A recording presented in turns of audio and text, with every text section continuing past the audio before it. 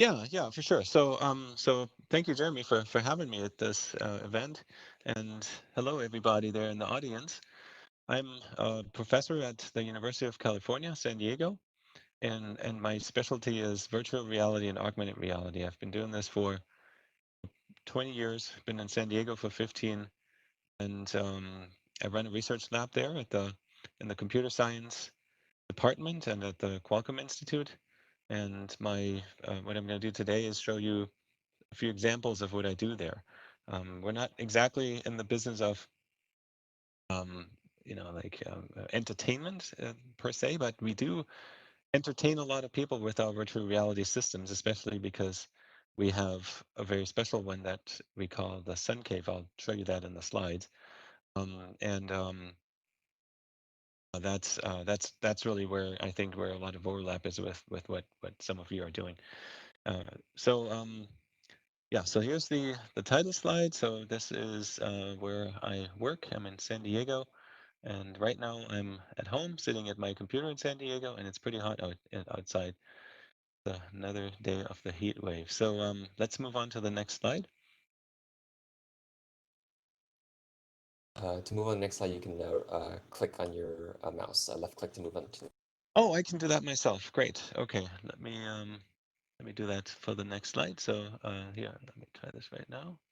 All right, great, awesome, thank you. Does that also start videos, or how does that work?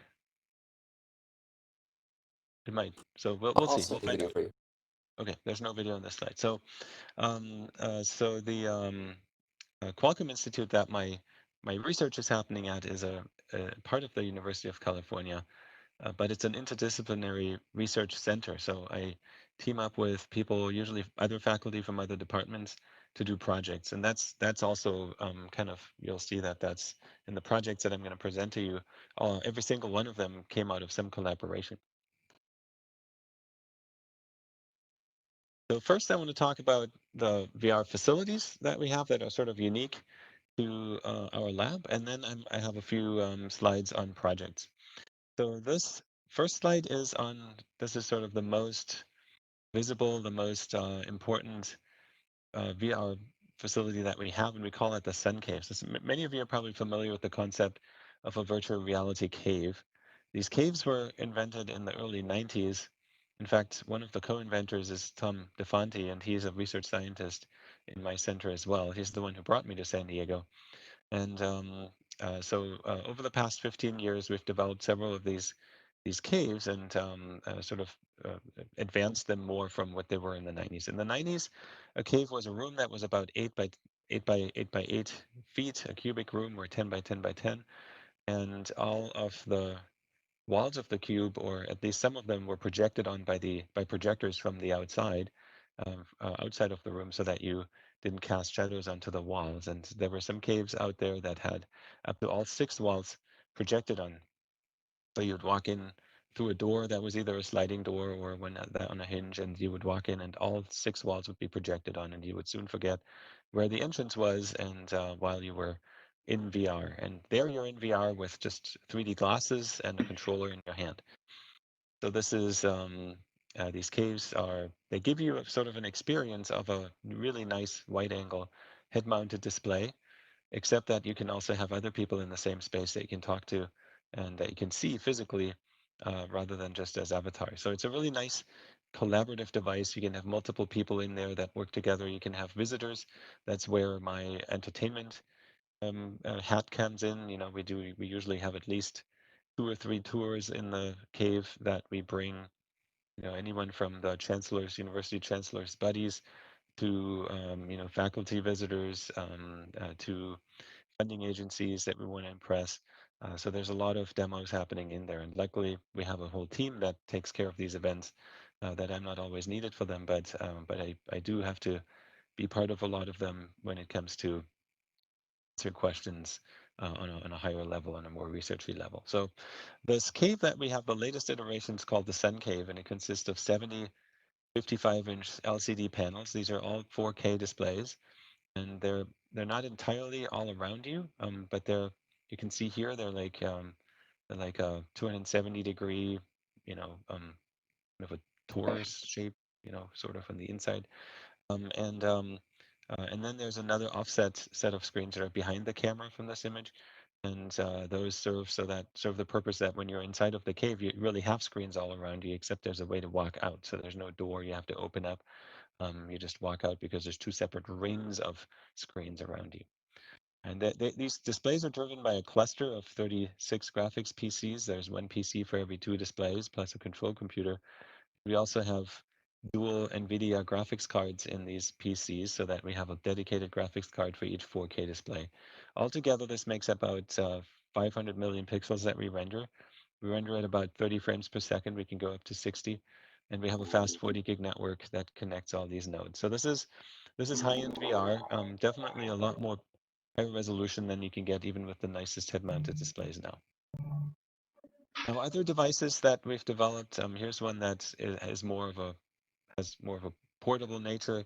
This is a six 4K display system that we set up in the library as part of a project, and this is meant to be used by the general public. So this is really more along the lines of, a system that would serve entertainment purposes, but maybe more on the scientific side. So we entertain people with archaeology data on this display, and that display was for a while was installed there and running 24/7, and people could just walk up. There were simple instructions given and use the application.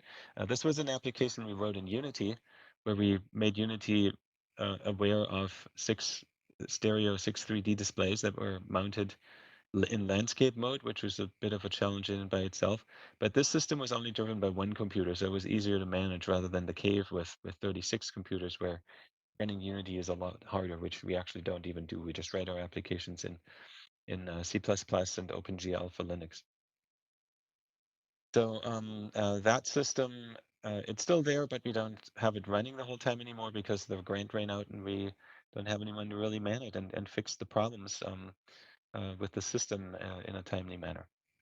And another system, or rather a unique facility that we have, is a student VR classroom. So this is one of the computer labs in the computer science department, which we equipped with virtual reality headsets. And that already happened 4 years ago, when the Oculus Rift was brand new. The consumer version first came out, and we got 25 fast high-end computers. At the time, the fast ones were the ones with the NVIDIA 980 graphics cards, and we have now updated those.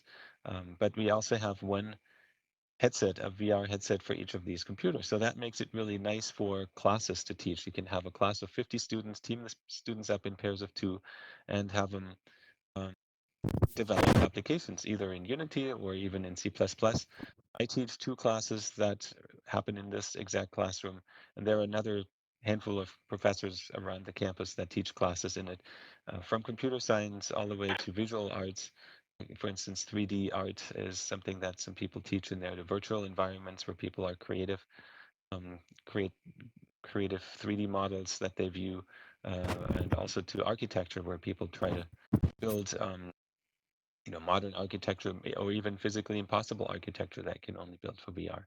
So this is a way to expose students to hands-on VR on a campus, which is really still pretty rare to have on campuses. Now it's becoming more possible with devices like the Oculus Quest, which has brought the price point down by a factor of 10. Uh, our systems here are about $4,000 a unit, and the Quest, the initial one, was $400, and now the new one came out and is available for 300. So now you can do this at a much smaller scale in terms of a cost, and but you still need development computers. That, of course, you have to have those to at least develop code. They don't have to have high-end graphics cards anymore, though. So there's also a few other pieces of equipment that the students can use in that classroom, but I'm very happy about this classroom, and it makes teaching VR so much easier. And here you can see how the students are all working at these machines, and some of them have their Oculuses on their heads, and they make interactive games and interactive applications of other nature that makes sense in VR. For instance, a sushi eating simulator was one that students once built. Then when it comes to projects that we do in my lab that are funded, here's just a short list of projects that are either funded right now or I did in the last couple of years. This is one that is actually funded right now, medical imaging We use the virtual reality cave and also now the Oculus Rift S for this project, and we just got a few HoloLens 2s to port our software to. In this project, we visualize medical data such as CT scans and MRI scans in 3D so that people can interact with them and they can see the data instead of just slice-wise. They can see it in full 3D and dig in and cut and slice the data sets. There's actually quite a few different applications out there that you can get for the purpose, but none of them satisfied our requirement, which was that we wanted to have it be super easy to use for our doctors. And so we got a grant to do that specifically for Crohn's disease. And so now we have an application that uses machine learning to find the organs around the area of interest that we have there with Crohn's disease, and then displays these organs and colors everything so that not only the doctor can know what's happening in the body, but also the patient. And one of the purposes of this project is to have a tool that a doctor and a patient can get together, augmented reality, and look at data together, where the doctor would explain what's wrong with the patient and what has to be done surgically, let's say, to convince the patient that it's a good idea and has to be done. And so the tool has to be easy enough to use for doctors, and also have all the features that we wanted. So we're pretty far along with this tool. We're very happy about it. Another project is one in which we use augmented reality to visualize. This is in fact health insurance data. So here's a video that perhaps Jeremy, if you could run that. Let's see if that comes through. Very nice, very smooth. Good job, guys, on the streaming here. So so this is a video that shows what you see through a HoloLens. We built this for the HoloLens 1, and the idea was that you look through the HoloLens and you can see this data cube. So this is a cube full of data points. Each data point represents a patient, and these patients are then organized with regards to their health. So you have three dimensions you can organize them by. So you could have blood pressure along one, you could have BMI, body mass index on another, and maybe a third on the third axis. And then you can see how the individual patients that your health insurance covers are doing. And this is useful, for instance, for companies. When you have a company of 1,000 employees, you want to know how the health of your employees looks. And then the tool that we have coupled this augmented reality application with can simulate the health of these people in the company going forward. So you can, based on, some experience that they have with their patients, they can simulate where these patients are going in, 5, 10 years in the future. So you can see how many of them run the risk of becoming obese or developing diabetes, and then you can perhaps intervene and maybe, create incentives for your employees to to exercise or to join a gym or things like that.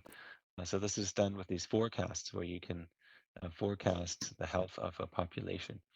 This application that we developed is fully 3D for the HoloLens. It supports multiple users that all see the same data, so their viewing spaces are coordinated. You can click on menus. There's a fully functional menu. All of these menu items, they're not just there for show. They actually do something. And this tool is actually being used by our client for meetings with their clients to convince their insurance clients to buy their products. And so it's essentially a marketing tool that we developed as a one-off in this collaboration. And we learned a whole lot about how people use AR and how, what you can do for data visualization in this. Hey, again, sorry to interrupt. We got about 30 seconds left. Oh my God. Okay. All right. Well, I don't have that many more slides. I think this might be my last one. So, but I could just wrap it up if it's really 30 seconds. Well, why don't you just run this while I wrap it up? So there's another video on this one, which we shot through. It's a VR application. It's a CAD modeling tool in which we model car, you know, bodies. And I'll just leave this running. But I just wanted to, wrap it up by saying that we're very excited about technology, about VR and AR, and what's coming up in the future. We'd love to partner if any of you are interested in partnering with the university to develop like a one-off application or something that's high-end that would be of interest to, the entertainment world. And we definitely have the people, we have the know-how, and we have the equipment we're ready to do that. And if any of you are students or want to, focus on graduate studies at a school like UCSD in VR or AR, contact me. My last slide is my email address, but I guess you can find that on the program as well. So feel free to shoot me an email, or if you have any questions. I don't know, Jeremy, do we have time? Maybe one quick question. Yeah. Okay. I have a question. And we So, can also reach out to Jurgen. Come on up. I think I saw someone coming up, but yeah, we can also yeah, reach yeah, out to Jurgen out in the lobby for some networking as well. Come on up. Feel free to ask your question up on stage here so we can all hear you. yeah. So, thank you for the presentation. That's very interesting. I have one question. So, obviously, you are doing the VR like study and also development, and I can see that people come to the lab or in a certain place to experience VR. But during this COVID-19 pandemic, how do you do you even have a offline VR experience even like, so how do you manage this time for VR research or VR development or things like that? Right. So yeah, so during COVID, we've been all working from home. So this sun cave that I was mentioning has just been sitting Mm. there, unfortunately, although I was in there Uh-huh. last week to shoot a video.